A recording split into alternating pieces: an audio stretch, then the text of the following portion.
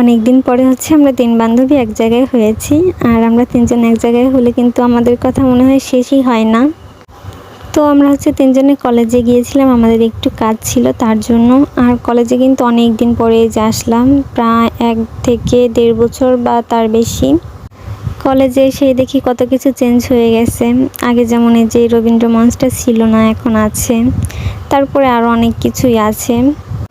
আর আমাদের কলেজটা কিন্তু খুবই নিরিবিলি একটা পরিবেশ, খুবই সুন্দর। তো কলেজে যেহেতু এসেছি, একটু যদি ছবি ভিডিও না করি তাহলে কি হয়? তো অনেক কষ্টের পরে হচ্ছে আমার বান্ধবী আমাকে ১টা বা ২টা ভিডিও হচ্ছে পারফেক্টলি করে দিতে পেরেছে আর কি।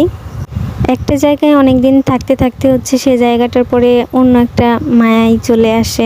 এই যে যেমন কলেজ, প্রায় ২ বছরের মতো ছিলাম, যদিও করোনা চলে এসেছিল। তারপরে অন্যরকম একটা অনুভূতি।